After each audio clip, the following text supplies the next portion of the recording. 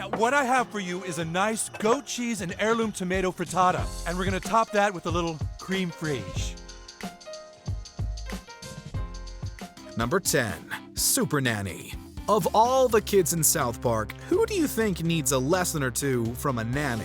Mrs. Cartman, we have had it with your son's behavior, okay? Little Billy Turner is now being treated at the hospital. That's right, Eric Cartman. This Season 10 gem gave us a double dose of both Supernanny and Nanny 911. Upon giving up on trying to discipline him herself, Cartman's mom turns to reality TV in hopes of calming her son. Hold on, Mrs. Cartman. There are going to be some rule changes around here, Eric. First of all, no video games until chores are done. Unlike what these shows depict on camera, Eric easily gets Nanny Stella to cave and quit after insulting her. But the worst comes for Nanny Joe Frost, who only lasts for 3 days before being committed to an insane asylum. It's a brutal takedown of both shows that's worth every minute. I'm afraid Supernanny is in a deep state of mental psychosis. What do you mean? I mean, she spends most of her time sobbing and eating her own excrement. Number 9. Cooking reality shows. It starts innocently enough as Randy becomes enthralled by the Food Network's programming. Now, what I have for you is a nice goat cheese and heirloom tomato frittata, and we're gonna top that with a little creme fraiche. Oh, yeah. Soon enough, we're introduced to Cartman dressed as Gordon Ramsay, and the fight for Best Chef is on. From there, we get to see the best kitchen competition show ever.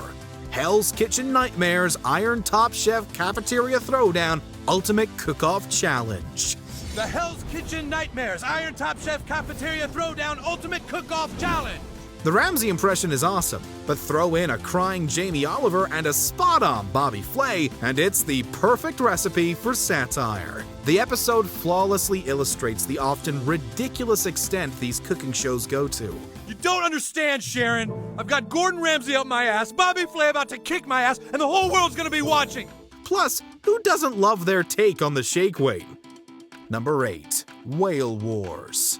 After 22 minutes of this Season 13 episode, there's one thing that's clear. The creators really don't like Paul Watson. You know what? He's right. It's time to bring out the big guns. You guys ready? Ready? And throw the stinky butter at them. The show holds nothing back as they eviscerate both Watson and his popular reality show, Whale Wars. Depicted as an overweight, lazy protester, Watson bites it in a horrific manner, as Stan takes his place as captain of the Sea Shepherd. What follows is an interesting parallel between genuine activism toward the whaling industry and the incessant need for attention and celebrity. Once you became captain, the methods used to stop the Japanese definitely became more aggressive.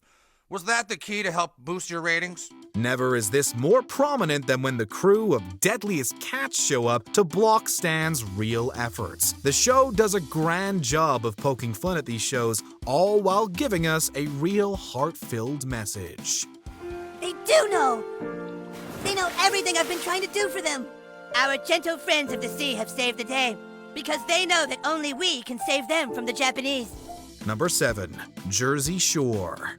There was a time when it seemed like all we were hearing about were the antics of Snooki, the situation, and the rest of the gang on Jersey Shore. So, naturally, South Park opted to do their own spin on the reality show. Yeah, so my family and I moved from Jersey to South Park about a week ago. So far, I can tell that everyone here really likes me. When people from New Jersey start moving to South Park, it doesn't take long before it too becomes entrenched in drama. Kyle's transformation into a Pauly D-esque resident is hilarious. I know this has to be very upsetting for you, Kyle.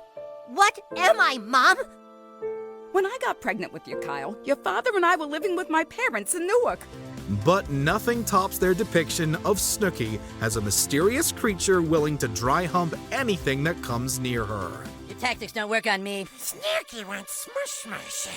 Throw in their own version of Teresa Giudice's famous table flip, and you've got a knockout parody.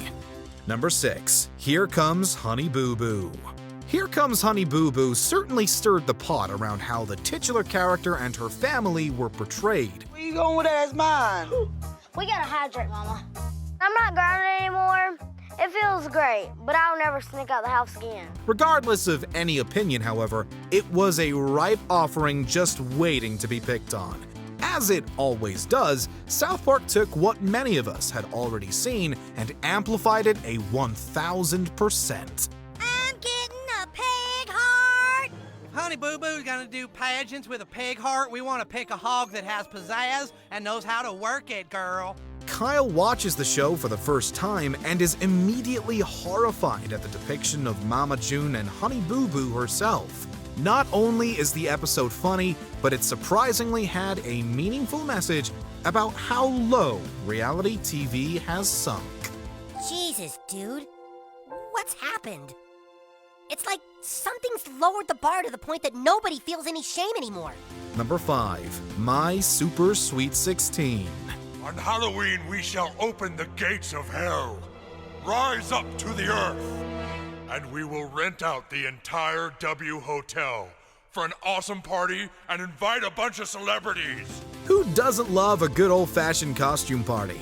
Turns out, even Satan himself loves it so much, he decides to throw a massive party. The entire planning, execution, and celebration itself are massive digs at MTV's My Super Sweet 16. I can't believe that we didn't have a dress rehearsal. If my core messes up, I will kill them and then cry. All the typical tropes from the show are here. We've got the oversized cake, ridiculous demands, a tightly controlled guest list, and even a massive throne for a hugely entitled Satan.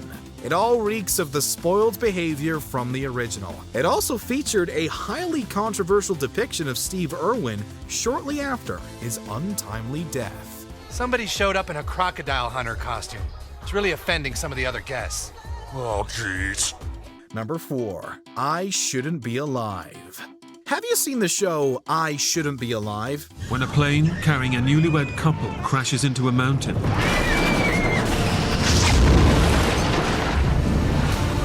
the survivors are left stranded. It's one of the reality-based programming that takes stories of survival and reenacts them with heavy narration, all for dramatic effect. It's that effect that sometimes seems to be a little heavier than what's needed for the narrative. And so South Park played on that and gave us this hilarious spoof. Kyle! 4 young boys in Colorado are on a trip from hell. Ah! I can't take it! Somebody help us! The episode plays out much like the show it's parodying, but instead of surviving a near-death experience, it's an over-the-top depiction of the boys' boredom when they try ziplining. It's made even better with the original narrator, Eric Myers, supplying the voice of the storyteller. It's a devastating blow. For Kyle, it's almost too much to bear. His brain is already lacking excitement. Plus, some of the reenactments featured live actors portraying the boys. Number 3. Dog the Bounty Hunter. If there's one thing Cartman loves as much as money, it's having authority. If anyone doesn't, you have the authority to bring them to me. Authority? Blessed with becoming the new hall monitor at the school, Eric goes all out. Sporting a mullet, a fake goatee, black clothes, and bear spray, fans of Dog the Bounty Hunter would recognize Cartman's getup easily. The show perfectly mocks the antics of the original by having Eric so serious about an otherwise mundane job. Now let me see your hobbies! It's right here! Alright, cool, brah. Go with Christ. What? You can't just push me up against the...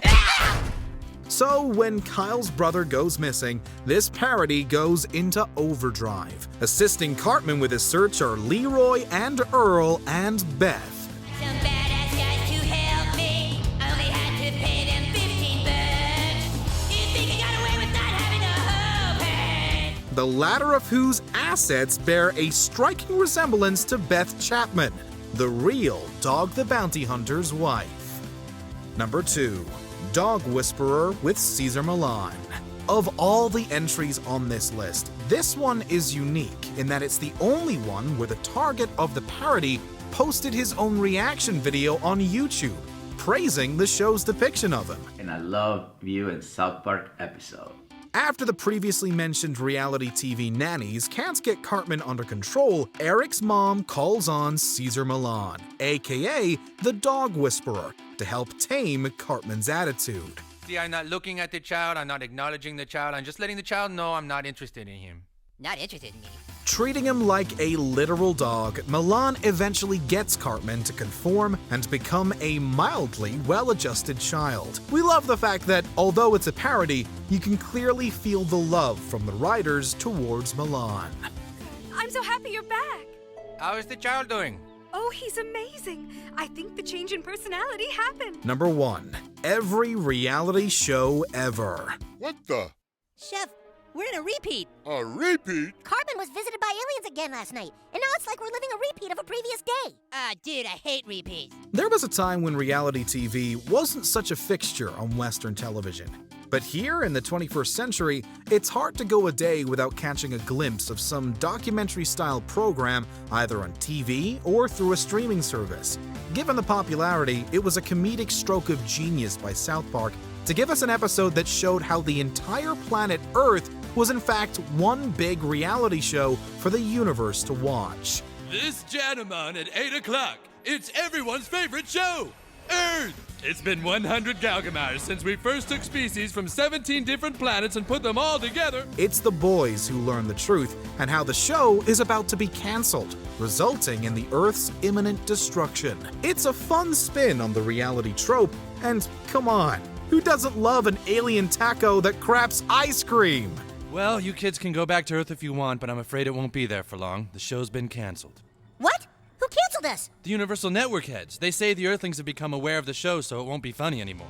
Did you enjoy this video? Check out these other clips from WatchMojo, and be sure to subscribe and ring the bell to be notified about our latest videos.